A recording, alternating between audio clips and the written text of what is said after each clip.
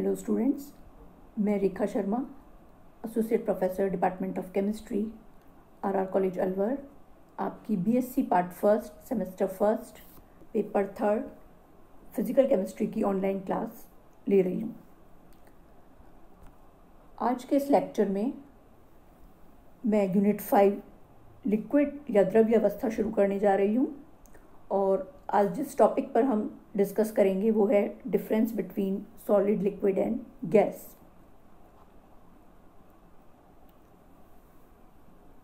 Solids के अंदर क्योंकि अवयवी कण या इसके कॉन्स्टिट्यूएंट पार्टिकल्स, अणु, परमाणु या आयन एक विशेष क्रम में व्यवस्थित होते हैं, इसलिए सॉलिड्स का आकार निश्चित होता है। द्रवों में ठोसों की तुलना में जो कण हैं वो दुर्बल रूप से व्यवस्थित होते हैं, इसलिए इनका आकार अनिश्चित होता है। और गैसों में क्योंकि कण जो हैं सबसे दुर्बल रूप से व्यवस्थित होते हैं, इसलिए इनका आकार अनिश्चित होता है। ठोसों के अंदर क्योंकि इनके बीच प्रबल आकर्षण बल होता है, इसलिए इसके अणु जो हैं एक निश्चित क्रम में व्यवस्थित होते हैं, इसलिए इनका आयतन भी निश्चित होता है। जबकि द्रवों में गैसों की तुलना में आकर्षण बल प्रबल, लेकिन ठोसों से कम बल होता है, इस कारण इनके आयतन भी निश्चित होते हैं। जबकि गैसों के अंदर क्योंकि दुर्बलतम आकर्षण बल होते हैं, इसलिए इनके आकार अनिश्चित होते हैं। ठोसों में क्योंकि इंटरमॉलिक्यूलर अट्रैक्शनल फोर्स जो अणुओं के बीच, अणु, परमाणु या आयनों के बीच कार्य करते हैं, वो बहुत प्रबल होते हैं, इसलिए इनके बीच की जो डिस्टेंस होती है कणों की वो सबसे कम होती है। जबकि गैसों के अंदर ये दूरी सर्वाधिक होती है और लिक्विड्स के अंदर ये दूरी जो है ठोसों और गैसों के मध्य की होती है। ठोसों में अंतराण्विक आकर्षण बल या इंटरमॉलिक्यूलर अट्रैक्शनल फोर्स जो है वो प्रबल होते हैं। द्रवों के अंदर ये ठोसों से कम होते हैं, लेकिन गैसों से 10 गुना अधिक होते हैं। जबकि गैसों के अंदर अवयवी कणों के बीच दुर्बल वॉन डेर वाल बल कार्य करते हैं और इस कारण गैसीय कण जो होते हैं वो निरंतर अनियमित गति करने के लिए स्वतंत्र होते हैं। आणविक गतियाँ या मॉलिक्यूलर मोशंस क्योंकि ठोसों के अंदर प्रबल आकर्षण बल होते हैं, इस कारण इनके जो कण हैं वो केवल माध्य स्थिति के सापेक्ष कंपन गति या वाइब्रेशनल मोशन कर सकते हैं।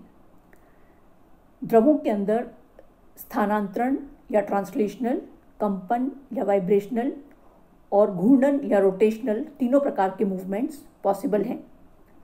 और गैसों के अंदर भी इसी प्रकार तीनों गतियाँ संभव हैं, क्योंकि इनके अवयवी कणों के बीच सबसे कम या दुर्बल वॉन डेर वाल बल कार्य करते हैं।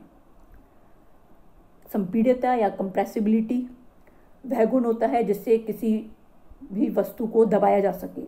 क्योंकि सॉलिड के अंदर अवयवी कण जो हैं बहुत प्रबल आकर्षण बल द्वारा बंधे होते हैं, इसलिए इनकी कंप्रेसिबिलिटी या संपीड्यता बहुत कम होती है।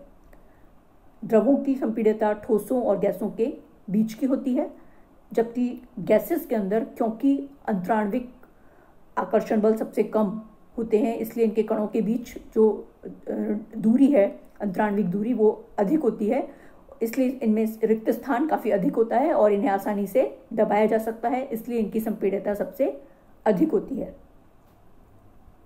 फ्लूइडिटी या तरलता या दृढ़ता या रिजिडिटी, ठोस रिजिड होते हैं, इनके अंदर बहने का गुण नहीं होता, अतः रिजिडिटी सॉलिड्स का सबसे मुख्य गुण है। द्रव की रिजिडिटी ठोसों से कम होती है, ये आसानी से बह सकते हैं और ये इनका बहना या तरलता इनका मुख्य गुण है। इसी प्रकार गैसें भी रिजिड नहीं होती और इनकी तरलता या फ्लूइडिटी सर्वाधिक होती है। विसरण गति या डिफ्यूजन ठोसों के अंदर सबसे कम होती है, लिक्विड्स के अंदर गैसों की अपेक्षा कुछ कम होती है और गैसेस के अंदर विसरण गति सर्वाधिक होती है और विसरण गैसों का मुख्य गुण है। घनत्व या डेंसिटी क्योंकि ठोसों के अंदर प्रबल आकर्षण बल होते हैं और इनके अवयवी कण इस कारण एक दूसरे से प्रबलता से बंधे रहते हैं, इसलिए इनके घनत्व जो हैं वो सर्वाधिक होते हैं। लिक्विड्स के अंदर घनत्व ठोस और गैसों के बीच के होते हैं और गैसों की डेंसिटी, क्योंकि गैसों के अंदर कण जो है वो एक दूसरे से दूर दूर होते हैं, इसलिए इनका घनत्व जो है वो सबसे कम होते हैं।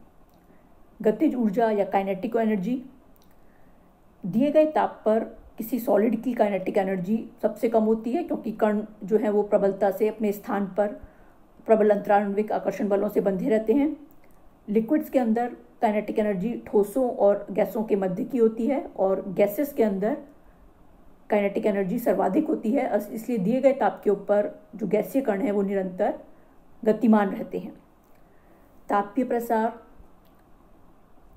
प्रसार ठोसों के अंदर बहुत कम होता है।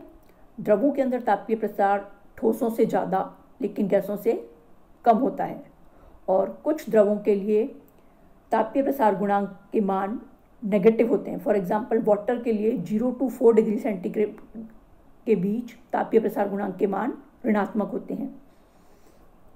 गैसों के लिए तापीय प्रसार गुणांक सर्वाधिक होते हैं। तापीय प्रसार गुणांक क्या होते हैं? ताप बढ़ने पर, क्योंकि द्रव के अणुओं की गतिज ऊर्जा बढ़ती है, काइनेटिक एनर्जी बढ़ती है, जिसके कारण अंतराण्विक दूरी बढ़ती है और द्रवों के आयतन में वृद्धि होती है, और इस आयतन में हुई वृद्धि को ही हम तापीय प्रसार कहते हैं।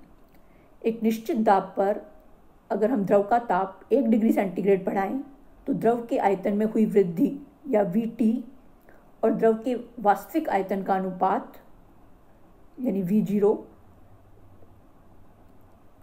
तापीय प्रसार गुणांक अल्फा कहलाता है, और इसे हम इस सूत्र द्वारा दर्शा सकते हैं Vt minus V0 upon V0 equals to alpha into T, जहाँ अल्फा द्रव का तापीय प्रसार गुणांक या थर्मल एक्सपेंशन कोएफिशिएंट है, टी परम ताप या एब्सोल्यूट टेम्परेचर है।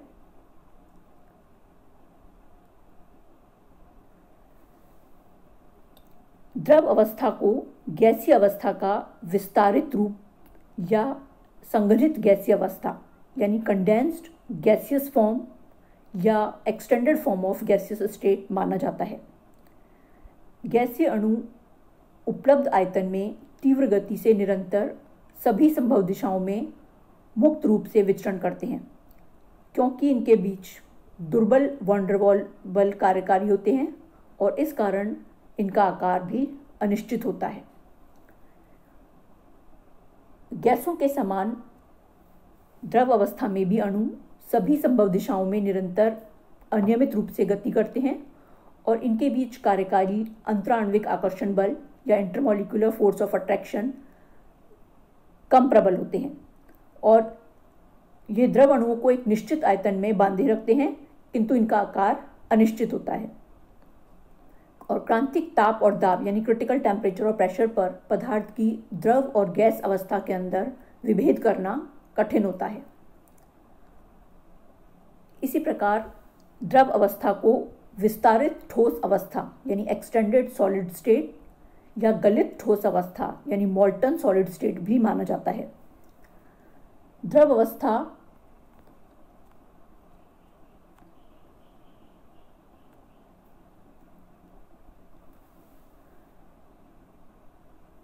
को विस्तारित ठोस अवस्था या गलित अवस्था यानी एक्सटेंडेड सॉलिड स्टेट या मॉल्टन सॉलिड स्टेट भी माना जाता है।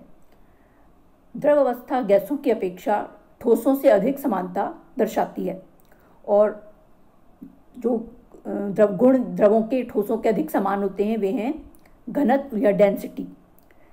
किसी भी पदार्थ की ठोस और द्रव अवस्था के घनत्व लगभग समान होते हैं, लेकिन गैसीय अवस्था के घनत्व जो हैं वो बहुत भिन्न होते हैं।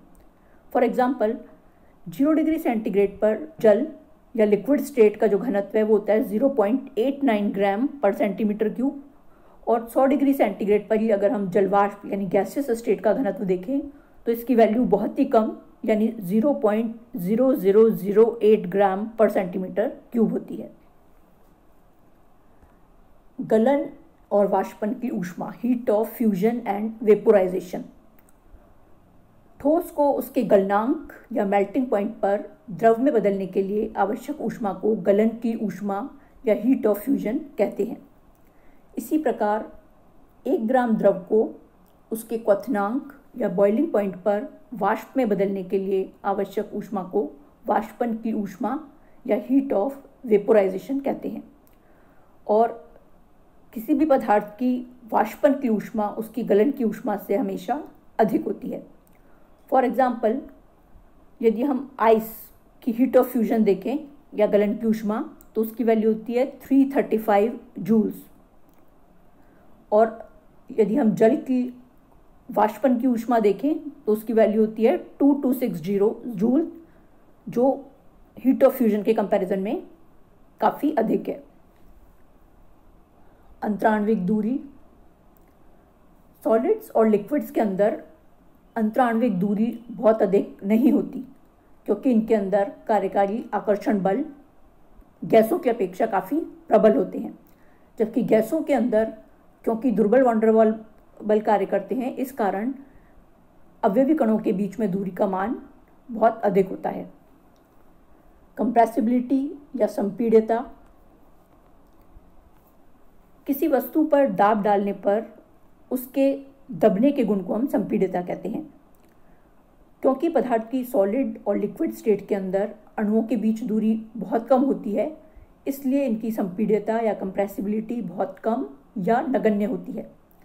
जबकि गैसीय अवस्था के अंदर क्योंकि अणु जो है वो परस्पर एक दूसरे से दूर होते हैं, और इस कारण गैसों के अंदर रिक्त स्थान ठोसों और द्रवों की तुलना में काफ़ी अधिक होता है। इस कारण गैसों की संपीड्यता या कंप्रेसिबिलिटी सर्वाधिक होती है, और इसी कारण इनके आयतन पे ताप का प्रभाव बहुत अधिक होता है। अतः इन गुणों के आधार पर एक द्रव अवस्था या लिक्विड स्टेट को ठोस की गलित अवस्था मानना अधिक उपयुक्त प्रतीत होता है। संपीड्यता को संपीड्यता गुणांक या कंप्रेसिबिलिटी फैक्टर के द्वारा व्यक्त किया जाता है। एक निश्चित ताप पर यदि दाब में इकाई वृद्धि की जाए तो किसी पदार्थ के आयतन में हुई कमी और उसके प्रारंभिक आयतन के अनुपात को उस पदार्थ का संपीड्यता गुणांक या कंप्रेसिबिलिटी फैक्टर K कहते हैं। और इसे इस प्रकार दर्शा सकते हैं, K = Vp - V0/V0, जहाँ V0 पदार्थ का प्रारंभिक आयतन है और Vp दाब की इकाई वृद्धि पर पदार्थ का आयतन है। Thank you.